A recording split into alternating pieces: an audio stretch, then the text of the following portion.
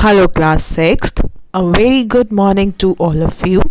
I hope all my kids are doing fine and healthy at their home or at their place. So, class 6th, in our yesterday's session, we have done and ended the fifth chapter of geography, which is major domains of Earth. Now, moving on for today's session, in our today's session, we are going to begin the seventh chapter of history, which is about Ashoka, who was the emperor who gave up the war. In this chapter, we are going to study and discuss about Ashoka, which dynasty he belonged, and why he was called as one of the greatest rulers. Furthermore, class, we will also discuss why he gave up war. So now let's begin with the session. So class, I hope all of you have seen the 10 rupees coins or notes, and you have also seen that there is something lions we can see in the notes as well as in the coins. We all have seen these lions, and which is there in the notes as well as in the lines, and they have their own history. The lions which are there in our coins and notes have their own history, and furthermore, class, they were carved in stones and placed on the top of massive stone pillars at Samrat. So now these lions are being carved, and they have been found at Sarnath, which we have discussed in chapter 6. Now, talking about Ashoka, Ashoka was one of the greatest rulers known to history.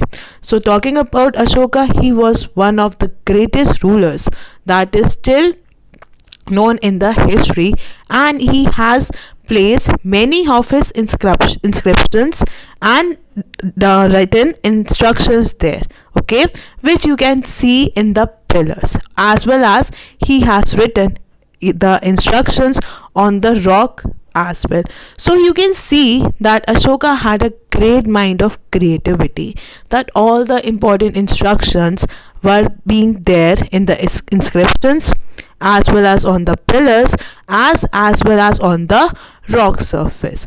So but we will be finding out what was there in those inscriptions, okay. So that is the reason he was called as the great ruler.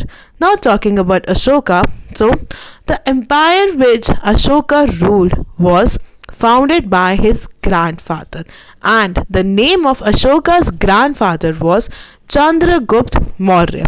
So the kingdom that Ashoka was ruling was founded by his grandfather, and the name of his grandfather was Chandragupta Maurya, and this all happened more than 2300 years ago. So we will be discussing and seeing about Ashoka and his kingdom, which was there about nearly, you can say 2300 years ago.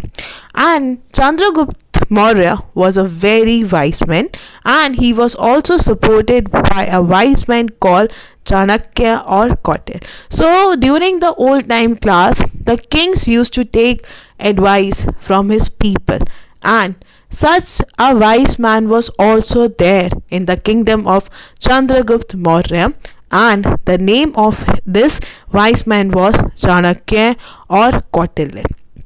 He used to give advice to Chandragupta Maurya about the decisions, about the financial help, about the defense, about the taxes. So likewise, today we have ministers in our PMs. So we can say that during the old time also there was a group of people who used to support the king, who used to give advices to the king.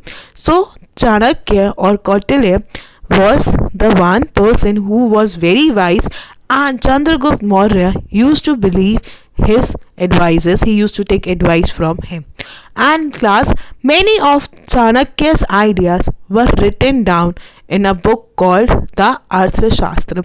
Since his ideas were very great, his ideas were very different from the rest, so he decided to write down his ideas in a book called the Arthashastra. Now, Arthashastra is the name of the book. So, class, now talking about the empire. There were several cities in the empire. So, as we all know, that empire is made from different cities all coming together.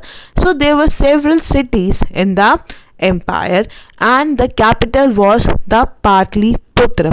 In the map, which is there in page number 68, we can see two types of dots. One is red dot, another one is black dot.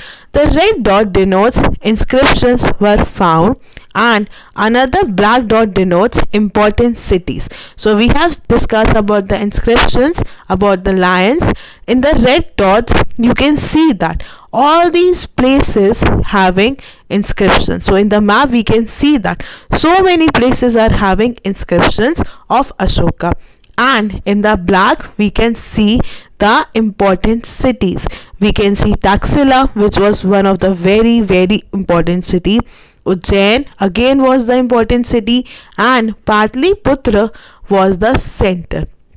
Furthermore, class, if we talk about the directions, the Ujjain and Taxile was a gateway to the northwest. So we can see the directions, and you can say that the Ujjain as well as the Taxila was a gateway to the northwest, and they also were included in the Central Asia.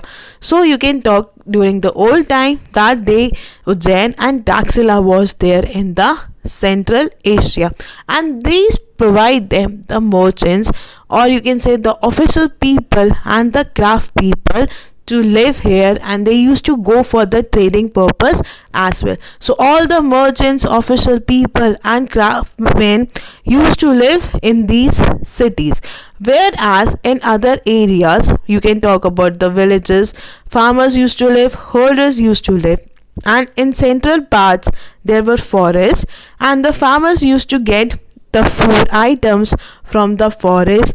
They used to hunt the animals for food, and people all over the empire used to speak different languages. So the people used to communicate with each other with the help of different languages, and they used to eat different kinds of food as well as, and used to wear the different kinds of clothes. So the empire had their own culture diversity. Every person was having their own languages. They used to eat different food. They used to wear different types of the dresses. Okay, and there were certain important cities as well as there were so many places where the Ashoka's inscription was being found. Alright, so class, please make sure to read the first two pages of the chapter and submit the work on time. Thank you.